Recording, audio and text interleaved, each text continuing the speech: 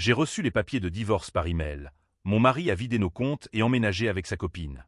J'ai lu chaque ligne, le cœur battant comme un tambour funèbre, et au lieu de hurler, j'ai ri. Un rire froid, tranchant, qui a résonné dans notre appartement vide à Paris, sous les toits de Montmartre. Et puis, j'ai pris le couteau de cuisine, celui avec lequel il découpait ses steaks saignants, et j'ai gravé son nom sur le mur, Bastien, traître. Ce n'était que le début. Bastien, mon mari depuis 15 ans, n'était pas seulement un adultère banal. Il était un serpent qui avait empoisonné chaque recoin de notre vie commune. Nous avions bâti un empire discret dans le monde de l'art, une galerie à Saint-Germain-des-Prés où les toiles de maître se vendaient comme des secrets inavouables. Mais derrière les vernissages et les coupes de champagne, il avait ourdi un plan pour me ruiner. J'étais la caution morale, la femme forte qui signait les chèques et serrait les mains des collectionneurs. Lui, il collectionnait les mensonges. Le soir même, après avoir effacé les traces de mon éclat de rire hystérique, je me suis assise à mon bureau, une bouteille de Bordeaux ouverte devant moi. Le vin coulait comme du sang, amer et chaud. J'ai ouvert mon ordinateur et commencé à fouiller. Pas par hasard. J'avais toujours su qu'il cachait des dossiers, des comptes offshore, des liaisons qui n'étaient pas seulement charnelles. Mais ce que j'ai découvert m'a glacé jusqu'aux os. Bastien n'avait pas seulement volé notre argent, il m'avait fait porter le chapeau pour ses fraudes fiscales. Des factures falsifiées, des œuvres d'art déclarées comme des dons fictifs à des associations bidons. J'étais la signataire, la tête de Turc parfaite. Si l'administration fiscale frappait, ce serait moi en prison, pas lui. Je me souviens de la nuit où tout a basculé, il y a des mois déjà, bien avant le divorce.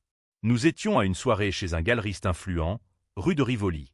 Bastien, charmeur comme toujours, avec son sourire carnassier et sa cravate en soie italienne, flirtait ouvertement avec elle, Héloïse, la jeune conservatrice aux lèvres rouges et aux ambitions voraces. Je les ai vus s'éclipser dans un couloir sombre, et au lieu de confronter, j'ai attendu. Attendu comme une araignée tisse sa toile. Le lendemain, il est rentré tard, sentant le parfum bon marché et les regrets fins. C'était rien, ma chérie, juste une discussion professionnelle. J'ai souri, comme toujours, et j'ai préparé le dîner, du foie gras, son préféré, empoisonné d'une douceur factice. Mais la trahison allait plus loin. Héloïse n'était pas une simple maîtresse, elle était sa complice. Ensemble, ils avaient monté un réseau de faux, des tableaux certifiés comme authentiques, vendus à des prix exorbitants à des oligarques russes et des banquiers suisses. Et moi, j'avais validé les expertises, innocentes ou pas. Non, pas innocentes. J'avais fermé les yeux parce que j'aimais Bastien, ou du moins l'idée que j'en avais.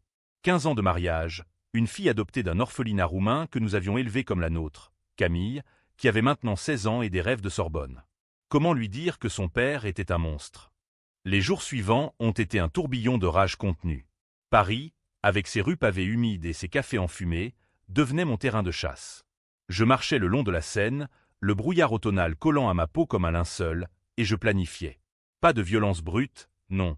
Ça serait trop vulgaire, trop américain.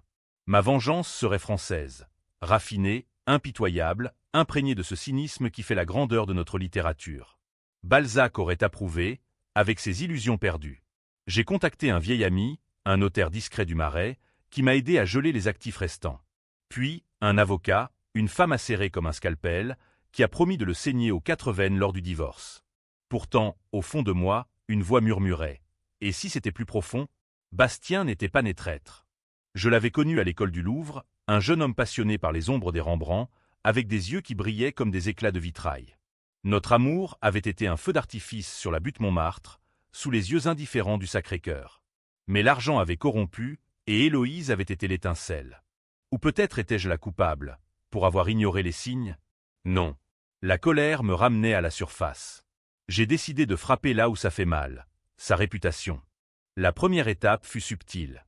J'ai organisé un vernissage fictif, invitant la crème de Paris, critique d'art, collectionneur, et bien sûr Héloïse comme invitée d'honneur.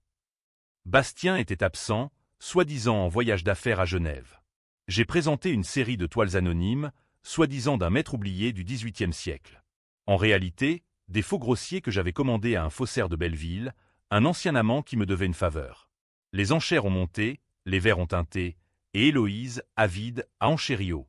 Le lendemain, la presse a titré « Scandale à la Galerie des Ombres », faux monumentaux impliquant Héloïse Duval. Elle a paniqué, bien sûr. Un appel larmoyant à minuit, c'est un malentendu, je te jure. J'ai écouté, feignant la compassion, et j'ai murmuré « Viens me voir demain ». On arrangera ça. Elle est arrivée, tremblante, dans mon appartement au mur couvert de croûte que Bastien haïssait. Je lui ai servi du thé à la menthe, marocain, comme elle l'aimait. Et là, sur la table basse, j'ai posé les preuves, email, virement, photos volées de leurs ébats dans un hôtel de la place Vendôme. Choices, Eloise. Soit tu le balances, soit je balance tout. Son visage s'est décomposé, un masque de porcelaine fissuré. Elle a balbutié des excuses, des promesses de rupture. Mais je voyais clair, elle était faible, manipulable. Bastien l'avait choisie pour ça. Il m'a forcé, a-t-elle pleurniché. Les faux, c'était son idée. Il disait que tu étais au courant, que tu couvrais tout pour l'argent. Mensonge. Ou vérité. Mon estomac s'est noué. Étais-je si aveugle? Non. J'ai tendu la main, comme pour la consoler, et j'ai glissé une enveloppe, un chèque pour son silence et une clause, témoigner contre lui. Les semaines suivantes ont été un balai de mensonges. Bastien est rentré, feignant l'innocence, avec des fleurs volées d'un jardin public et des excuses mielleuses. Le divorce? Une erreur, mon amour. Héloïse n'est rien. J'ai joué le jeu, cuisinant des plats alsaciens, riant à ses blagues éculées. Camille, notre fille, sentait la tempête. Elle me serrait dans ses bras le soir, chuchotant « Maman, pourquoi papa est si distant ?» Je lui caressais les cheveux, promettant que tout irait bien. Mais intérieurement, je bouillonnais. La galerie fermait, les créanciers appelaient, et Bastien, sentant le vent tourner, préparait sa fuite définitive. C'est alors que j'ai découvert le secret le plus sombre. Dans un tiroir secret de son bureau, un dossier jauni, des lettres d'un hôpital de Lyon, datant de 10 ans. Bastien avait été impliqué dans un accident de voiture, mortel. Un jeune artiste, prometteur, tué sur le coup. Bastien au volant, ivre, mais il s'en était tiré avec une amende et un silence acheté. Moi, j'avais payé l'avocat, géré les funérailles discrètes, tout en croyant à une erreur administrative. Il m'avait fait endosser la culpabilité morale, me convainquant que j'étais complice pour protéger la famille. Le salaud. J'avais porté ce poids comme un boulet, hanté par les nuits où je revoyais le visage du mort, un fantôme aux yeux accusateurs. La rage m'a submergé, une marée noire et visqueuse. J'ai décidé que la vengeance ne serait pas seulement financière, elle serait existentielle. J'ai contacté la famille du défunt via un détective privé que j'ai payé avec mes bijoux vendus au marché au Puce de Saint-Ouen. Une veuve éplorée, un fils orphelin devenu toxicomane. Ils ont pleuré au téléphone, jurant de témoigner. Et moi, je leur ai promis justice, pas vengeance. Mais c'était la même chose. Le climax s'approchait. Bastien, sentant la nasse se refermer, a tenté de m'acheter. Un virement anonyme, une lettre. Pars, Claire. Laisse-moi Camille. Jamais. J'ai organisé la confrontation finale dans la galerie désertée, sous les néons froids qui clignotaient comme des yeux moqueurs. Il est arrivé seul, cravate de travers, sueur au front. Qu'est-ce que tu veux, Claire? L'argent? Prends-le. Mais arrête cette folie. J'ai souri, ce sourire qui le terrifiait autrefois. La folie? C'est toi qui as tué cet homme, Bastien. Et moi qui ai porté ton crime. Ses yeux se sont écarquillés, un poisson hors de l'eau. Il a nié, balbutié, puis supplié. Héloïse est entrée alors, flanquée de mon avocat et de 2 policiers en civil. La veuve du défunt était là aussi, ombre vengeresse. Bastien a craqué, avouant tout, les faux, l'accident, les vols. Mais le twist? Héloïse a retourné sa veste une dernière fois. C'était Claire qui pilotait, officier. Elle était ivre ce soir-là. Bastien a tout couvert pour elle. Mensonge monstrueux, ourdi pour se sauver. Les policiers ont hésité, regard suspicieux sur moi. J'ai ri à nouveau, ce rire qui glace les sangs. Vérifier les caméras de l'hôpital. Et les emails que j'ai conservés. Le chaos a éclaté. Cris, menottes, flash des journalistes attirés par l'odeur du scandale. Bastien emmené, hurlant mon nom comme une malédiction. Héloïse, blême, arrêtée pour complicité. Et moi, libéré, mais brisé. Camille m'a vu aux infos, courant vers moi en larmes. « Maman, dis-moi que c'est faux. » Je l'ai serré, murmurant des vérités édulcorées. La galerie a brûlé, littéralement, un incendie accidentel que personne n'a enquêté. J'ai tout perdu, mais gagné ma liberté. Pourtant, dans les nuits solitaires de mon nouvel appartement à Belleville, je me demande, étais-je la victime ou la bourreau? Bastien purge 10 ans à Fresnes, Héloïse en sursis avec un bébé surprise à élever seule. Camille étudie à la Sorbonne, me pardonnant à demi. Et moi, je peins maintenant des toiles sombres de traîtrise et de rire froid. La vengeance a un goût de cendre, mais aussi de vin vieux. Amer, inoubliable. Paris continue de bruire, indifférente, et je marche ces rues, fantôme parmi les vivants. Ai-je gagné? Ou ai-je simplement échangé un monstre pour un autre en moi? Non, ce n'était pas la fin. La vengeance, comme un bon Bordeaux, se déguste par millésimes, et le mien n'était pas encore prêt. Après l'arrestation de Bastien, les journaux ont titré en gros caractères « Scandale à Saint-Germain, la reine de l'art trahie par son roi ». Moi, Claire Moreau, j'étais la martyre parfaite, interviewée par France Inter avec une voix tremblante que j'avais travaillée devant le miroir. J'ai tout donné pour cette galerie, pour notre famille. Et lui, il m'a volé mon âme. Les auditeurs compatissaient, envoyant des messages de soutien, des fleurs fanées qui pourrissaient sur mon balcon étroit. Mais sous cette façade de veuve éplorée, je bouillonnais encore. Bastien avait un frère, Laurent, un banquier aux épaules larges et au sourire carnassier, qui avait toujours convoité la galerie. Il m'avait appelé le lendemain du scandale, voix suave au téléphone. « Claire, ma pauvre, viens dîner ce soir, au Fouquet's. » On parlera succession. Succession? Comme si j'étais déjà morte. J'ai accepté, maquillée comme pour un enterrement, robe noire cintrée qui soulignait mes courbes amaigries par les nuits sans sommeil. Le restaurant bruissait de Parisiens huppés, serveurs en tablier blanc glissant comme des ombres. Laurent m'a embrassé sur les deux joues, trop près, son aftershave envahissant comme une promesse de trahison. « Tu es ravissante, malgré tout. » Malgré tout. J'ai souri, commandant des huîtres et du Sancerre. Il a parlé affaires, racheté mes parts, effacé les dettes, pour Camille. Je l'ai écouté, hochant la tête, tandis que sous la table, mon pied effleurait le sien. Un jeu dangereux, calculé. Était-il comme son frère? Pire, peut-être. Les frères Moreau partageaient le même sang-froid, forgés dans les ruelles sombres de Lyon où leur père, un industriel ruiné, les avait élevés à coups de ceinture et de leçons dures.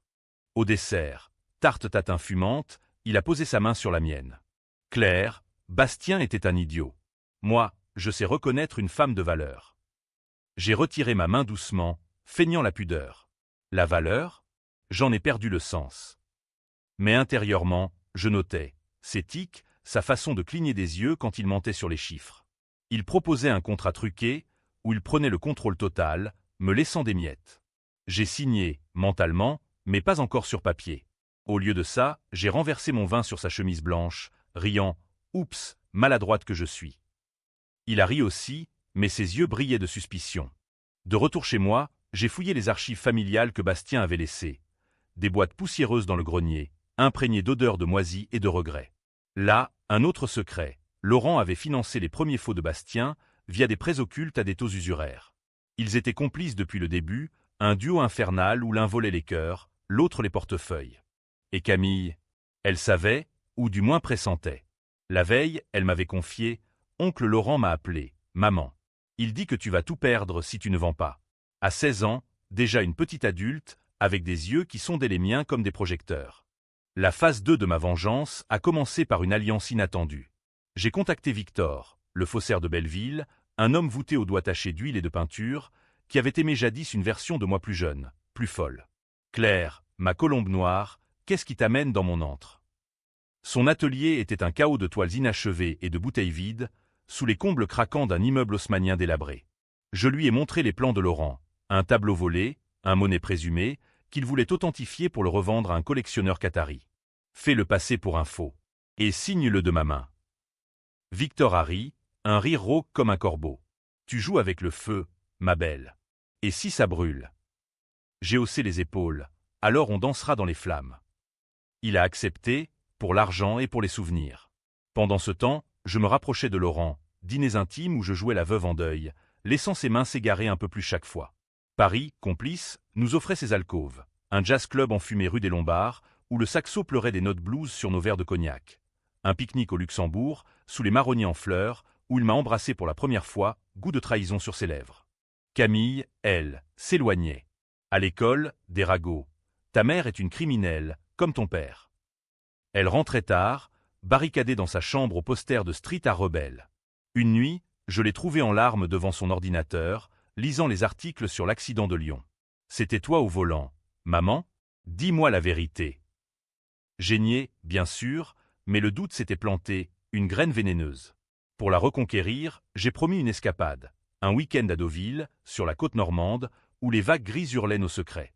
Là-bas, dans une ville louer à prix d'or, nous avons marché sur la plage, pieds nus dans le sable froid. Je t'aime, maman. Peu importe. Mais ses yeux disaient le contraire. Laurent a mordu à l'hameçon. Le jour de l'authentification du monnaie, dans un hôtel particulier du 7e arrondissement, il rayonnait « C'est un coup de maître, Claire. » Avec ça, on rebâtit tout. J'ai hoché la tête, serrant sa main moite. Le collectionneur, un chèque bedonnant aux bagues étincelantes, a enchéri haut. Puis, le lendemain, le couperet, un expert indépendant, que j'avais soudoyé, a déclaré le tableau faux. Scandale bi, Laurent Moreau impliqué dans une fraude d'art majeure. Il m'a appelé, furieux. C'est toi. Salope. J'ai répondu d'une voix douce, la vengeance est un plat qui se mange froid, Laurent. Et le tien est glacé. Il a tenté de contre-attaquer, menaçant de révéler, mais secret sur l'accident. Mais j'avais un atout, Héloïse, libérée sous caution, qui avait accepté de témoigner contre lui en échange d'une réduction de peine. Une rencontre clandestine dans un café de la Contrescarpe, où elle a pleuré « Il m'a battu, Claire », pour me faire taire. J'ai tendu un mouchoir, feignant l'empathie, mais intérieurement, je calculais. Une pièce de plus dans mon échiquier. Le twist de cette phase, Camille a découvert mes manigances. Elle avait fouillé mon téléphone, vu les messages à Victor. Une confrontation explosive dans la cuisine, assiette volante. Tu es comme papa. Une menteuse. J'ai plaidé, supplié, mais elle est partie, sac à dos sur l'épaule, direction la gare de Lyon pour un train vers nulle part. Paris, indifférente, avalait ses larmes sous la pluie battante. J'ai couru après elle, mais le train est parti, emportant ma fille comme un voleur dans la nuit. Seul, j'ai sombré.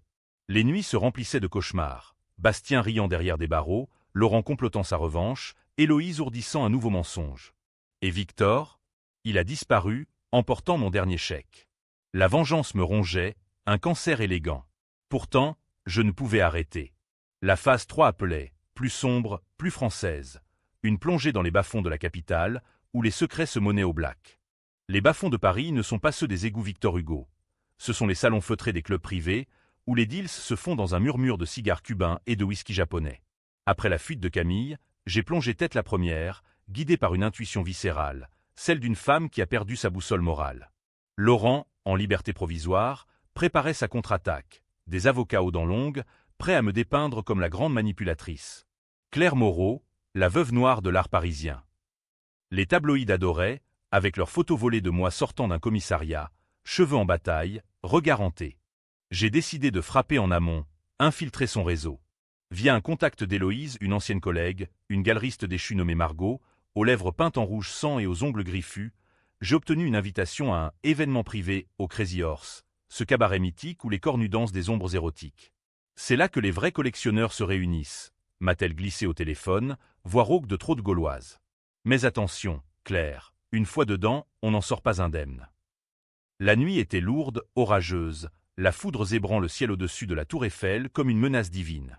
J'ai enfilé une robe fourreau noire, fendue haut sur la cuisse, talons aiguilles qui claquaient comme des coups de feu sur le trottoir mouillé. Le club pulsait d'une musique sourde, basse qui vibrait dans mes os. À l'intérieur, un monde à part, hommes en smoking, femmes en perles et lingerie, tableaux volés accrochés au mur comme des trophées. Laurent était là, au centre, entouré de courtisanes russes et d'un baron de la finance aux yeux porcins. Nos regards se sont croisés, un duel silencieux.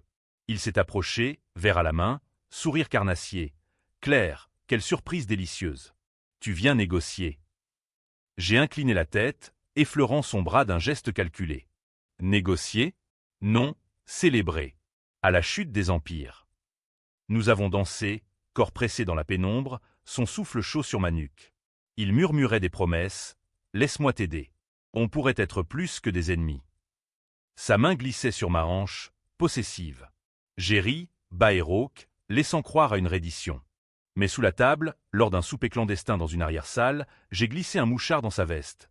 Un minuscule appareil, acheté à un hacker de Pigalle pour une somme modique. Les enregistrements ont commencé. Deals pour des antiquités pillées en Syrie, pots de vin à des inspecteurs des douanes, et pire, un plan pour falsifier des passeports afin d'exfiltrer des fonds vers les îles Caïmans. Laurent n'était pas seulement cupide, il était criminel, un loup dans la bergerie dorée de Paris. De retour dans mon appartement, seul avec un chat errant que j'avais recueilli, Un félin noir nommé traître, ironie du sort, j'ai écouté les bandes, transcrivant chaque mot perfide. Camille m'avait écrit un SMS laconique. Je suis à Lyon, chez une amie. Ne me cherche pas. Lyon, la ville maudite de l'accident. Coincidence? Ou intuition filiale. J'ai répondu. Reviens. Maman a besoin de toi. Pas de réponse.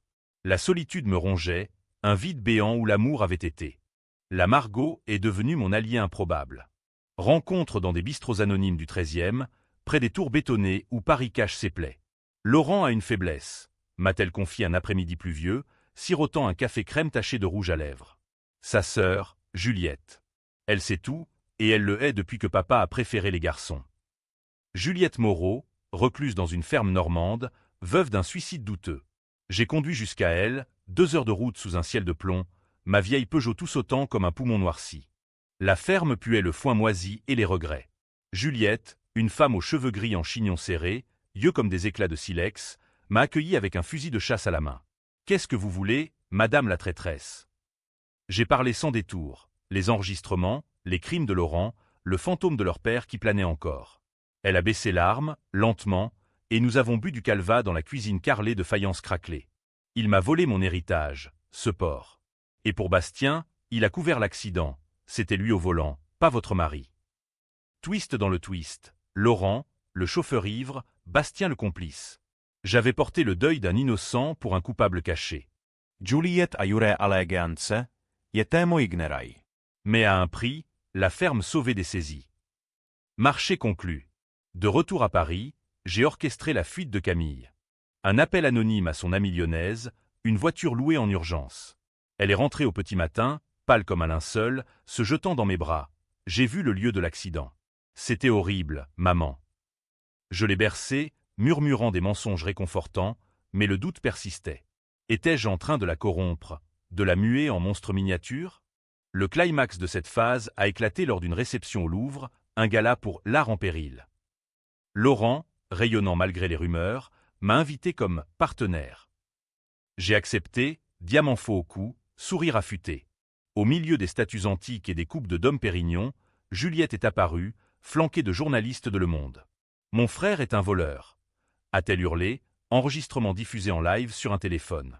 Le chaos, cri, flash, Laurent blêmissant, agrippant mon bras. « Tu m'as piégé, sorcière !» J'ai murmuré, « Le sang appelle le sang, Laurent !» Les menottes ont cliqueté, un autre Moreau derrière les barreaux. Mais Héloïse, encore une fois, a lutté. Un témoignage fabriqué, accusant Juliette de folie. Les médias se sont déchaînés, divisant l'opinion. Claire Moreau, justicière ou vendetteuse. Les féministes me portaient au nu, les conservateurs me lapidaient. Camille, traumatisée, a demandé « C'est fini, maintenant ». J'ai menti « Oui, ma chérie ».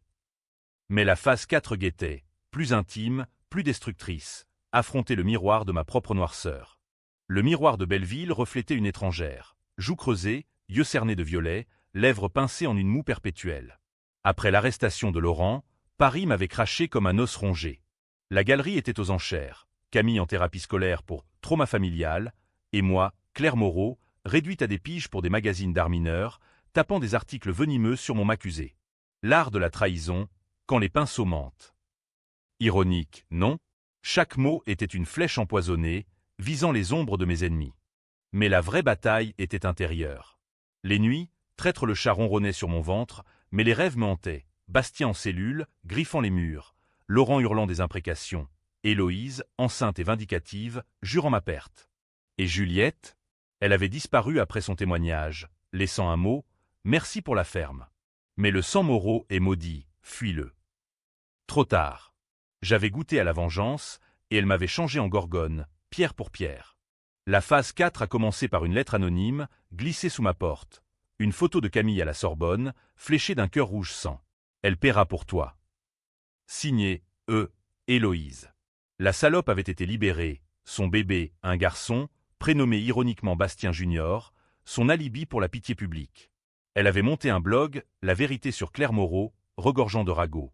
J'avais falsifié les expertises, poussé Bastien au crime, même empoisonné le foie gras d'un rival. Faux, bien sûr, mais les likes pleuvaient, les trolls huaient. J'ai riposté par le feu. Un hacker pigaline, le même qui m'avait fourni le mouchard, a infiltré son site. Des preuves fabriquées, non, réelles, exhumées de serveurs oubliés. Ses sextos avec Laurent, ses virements pour des avortements secrets. Le blog a implosé, Héloïse accusée de diffamation. Elle m'a appelé « voix brisée ». Tu vas me détruire, Claire? Pourquoi? Un amour mort. J'ai répondu froidement, pour la vie que tu m'as volée. Mais au clic, une fissure. Était-ce justice ou sadisme? Camille, sentant la tourmente, s'est rebellée. Arrête, maman. Tu deviens obsédé. Papa est en prison, oncle Laurent aussi, qu'est-ce qu'il reste? Nous nous sommes disputés dans le salon exigu, livre volant, verre brisé. Tu ne comprends pas. Ils m'ont brisé. Ai-je hurlé. Elle a claqué la porte, c'est toi qui nous brises. Elle est partie chez une tante éloignée à Marseille, laissant un vide plus grand que la Seine. Seul, j'ai sombré dans l'alcool, des apéros solitaires aux zincs du comptoir, où les habitués me regardaient comme une curiosité morbide. C'est là que j'ai rencontré Antoine, un journaliste d'investigation aux cheveux poivre et sel, yeux verts comme les miens. Coïncidence cruelle. Votre histoire m'intrigue, Madame Moreau, a-t-il dit, s'asseyant à côté de moi, bière blonde en main. La vengeance comme article. Nous avons parlé des heures, de Baudelaire et de ses fleurs du mal, de comment Paris dévore ses enfants. Il était divorcé, hanté par une ex qu'il avait ruinée, écho à ma propre plaie. Une nuit, après trop de verre, nous avons fait l'amour dans son appartement du Marais, corps emmêlés comme des toiles déchirées. Tu es forte, Claire, a-t-il murmuré. Forte ou brisée en éclats. Antoine est devenu mon confesseur. Je lui ai tout dit, l'accident, les faux, les pièges. Il écoutait, notant, et un soir, il a posé la question fatidique. Et si tu arrêtais? Pour Camille. J'ai ri, amer. Trop tard. La machine est lancée. Mais il avait semé le doute, une graine fragile dans le désert de ma rage. Pendant ce temps, Héloïse contre-attaquait. Une plainte pour harcèlement, avec témoignage de victimes, des ex-employés que j'avais licenciés injustement. Le juge, un homme au regard sévère comme un inquisiteur, m'a convoqué. « Madame, votre vie semble un roman noir. Prouvez votre innocence. » La confrontation avec Héloïse a eu lieu dans une salle d'audience grise, sous les lambris du palais de justice. Elle, gonflée par la grossesse avancée, accusait d'une voix chevrotante. Claire m'a menacé, forcé à mentir. Moi, en tailleur strict, j'ai présenté les emails, les virements. Calmement, elle est la vipère, excellence.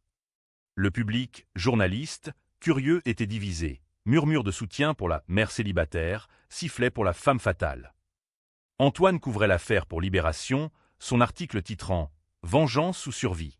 Le procès d'une âme parisienne. Le verdict, sursis pour elle, amende pour moi. Victoire à la Pirue. Héloïse m'a fixé en sortant, yeux haineux, ce n'est pas fini. Et elle avait raison. Le twist, elle avait contacté Camille, des messages sirupeux, « Ta maman est dangereuse. Viens avec moi, on sera une famille. » Ma fille, vulnérable, a répondu « Peut-être. » Le cœur serré, j'ai conduit à Marseille, bravant l'autoroute sous un soleil impitoyable. Là, dans un café en bord de mer, face aux vagues méditerranéennes, j'ai supplié Camille, « Ne la crois pas. Elle est poison. » Elle a pleuré, « Mais toi aussi, maman. Qui es-tu devenue ?» Nous sommes rentrés ensemble, mais la fracture persistait. Antoine m'a proposé la fuite, « Viens avec moi en Bretagne. » On recommence. Tentant, ce rêve de cottage battu par les vents, loin des intrigues parisiennes. Mais la vengeance, cette amante jalouse, me retenait. La phase 5, finale, se profilait. Un coup de grâce qui diviserait le monde, moi y compris. Le coup de grâce devait être magistral. Un feu d'artifice UAM comme les fins de Racine, où l'amour et la haine s'entremêlent en un nœud gordien. Paris, en hiver maintenant, enveloppé d'un manteau de givre, semblait comploter avec moi. Rue glissante comme des mensonges, clocher gothique pointant vers un ciel indifférent. Antoine insistait, « Claire, c'est suicidaire. Lâche prise. » Mais lâcher, c'était admettre la défaite, et je n'étais pas faite pour les capitulations élégantes. Le plan final visait le cœur du réseau Moreau, un fonds d'investissement secret, hébergé dans une banque privée de la place Beauvau, financé par les fraudes de Bastien et Laurent. Des millions détournés, destinés à un héritage familial que Camille aurait dû toucher à sa majorité. Ironie, il l'avait volé, elle aussi. J'ai réuni mes atouts. Victor, revenu des ombres avec un faux passeport et un regret. Juliette, forte de sa ferme sauvée. Margot, avide de revanche. Et même la veuve de l'accident, une ombre nommée Marie, qui avait juré de ne pas oublier. La réunion s'est tenue dans un entrepôt désaffecté de la Villette, sous les arches rouillées où les rats dansaient leur valse macabre. On frappe ensemble, ai-je déclaré, voix ferme dans la pénombre éclairée par une unique ampoule. Pas de sang, mais de la ruine totale. Victor forgerait les documents pour geler les comptes. Juliette témoignerait des origines familiales. Margot infiltrerait les actionnaires. Marie porterait plainte pour homicide involontaire revisité. Et moi, j'appâterais le poisson. Un rendez-vous fictif avec un investisseur miracle, pour Laurent, libéré sous caution et affamé de deals. Le jour J, un matin de brume épaisse, j'ai appelé Laurent, j'ai un monnaie authentique cette fois. Rendez-vous au Pont des Arts, midi. Il a mordu, voix tremblante d'avidité. Claire, si c'est un piège. Fais-moi confiance. Le pont, chargé de cadenas d'amours éphémères, était notre théâtre. Il est arrivé, manteau camel, yeux fuyants. Nous avons marché, parlant affaires, tandis que mes complices filmaient de loin. Aveux murmurés sur les fraudes, sur l'accident. C'était un gamin saoul, rien de plus. Assez pour le couler. Puis, le twist final, celui qui a divisé les cieux. Héloïse est apparue au bout du pont, poussette à la main, bébé pleurant. Claire. Arrête ça. Elle avait été alertée par un informateur, Antoine? Non, pire, Camille, qui avait intercepté mes messages. Ma fille surgit de la foule, visage déformé par la fureur. Maman, tu vas détruire tout le monde. Même moi. Le monde s'est figé, passant curieux, flash de téléphone, le Seine coulant comme du mercure en dessous.